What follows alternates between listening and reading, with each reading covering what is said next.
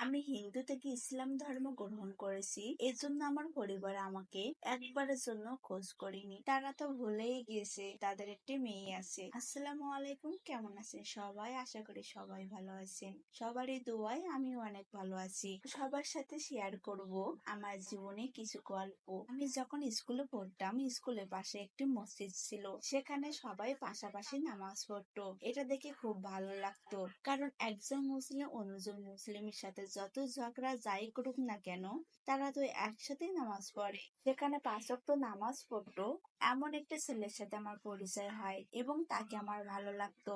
আমি তখন চিন্তা করলাম আমি ইসলাম ধর্ম গ্রহণ করব এবং তাকেই বিয়ে করব। যে আল্লাহ তাআলাকে খুশি করার জন্য তো নামাজ পড়ে, তাহলে আল্লাহ তাআলার বান্দাকে সে ভালো রাখার চেষ্টা করবে। আমার বাসা থেকে সামথিং বুঝতে পারে এবং আমার বাসা থেকে বের হওয়া বন্ধ করে দেয়। এভাবে কয়েক মাস যাবার পরে আমি বাসা থেকে পালিয়ে যাই এবং তাকে বিয়ে করি। তার আর্নিং সোর্স ছিল খুবই সীমিত।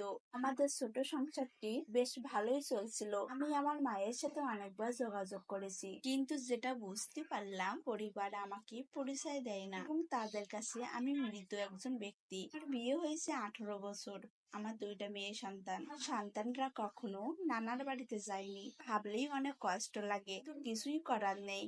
যেহেতু আমার যেখানে স্থান নেই, সেখানে আমার সন্তান তো দূরের কথা। এভাবে চলছিল আমার জীবন। কিন্তু কয়েক বছর পরে আমার আব্বু অনেক অসুস্থ হয়ে যায়। আমার ভাই বোন তাকে দেখতে দেয়নি এবং আমার বাড়িতেও ওঠায়নি। অনেকবার বোঝাইছিলাম তাকে একটু দেখতে চাই, কিন্তু আমার আব্বু আমার মুখটাও দেখলো না। ভাই বোনদের বলছিল আমি মরে যাব, তবু ওর মুখ দেখবো না। অন্যদের সাথে বলছিলাম মরার আগে একবার হলো কালেমা পড়াতে, কিন্তু আমার কথা কেউ শুনতেই চাইলো না। করে বুঝালাম, কিন্তু কেউ বুঝলোই না। এভাবে কয়েক সপ্তাহ যাবার পরে আমার হাজবেন্ড আমাকে বলছিল চলো ঘুরে আসি তোমার আব্বুর বাসা থেকে। ওরা তো বাসায় উঠতে দেয় না, তাহলে ওখানে কি জন্য যাবো? সে আমাকে উল্টো পাল্টা কিছু বুঝিয়ে আমাকে বের করে নিয়ে যায়। আমি, আমার হাজবেন্ড, আমার 2 মেয়ে আমরা একসাথে চলে যাই। আমি সেখানে পৌঁছে দেখি আমার আব্বু আর নেই। আমি অনেক কান্নাকাটি করি, কিন্তু আমার ভাই বোন আব্বুর আশেপাশে যাইতে দিচ্ছিল না। অনেক কষ্ট করে অনেক বলার পরে একবার যাইতে দিল। আমি অনেক কান্না করছিলাম। যতই ধর্ম ত্যাগ করি না কেন, আমি তো তারই জন্ম দেওয়া সন্তান। আমি আস্তে আস্তে আব্বুর পাশে গেলাম এবং তার পায়ের পাশে দাঁড়িয়ে আমি 3 কুল সূরা ফাতিহা সহ আরো কিছু সূরা পড়ে তার পায়ে ফু দিলাম।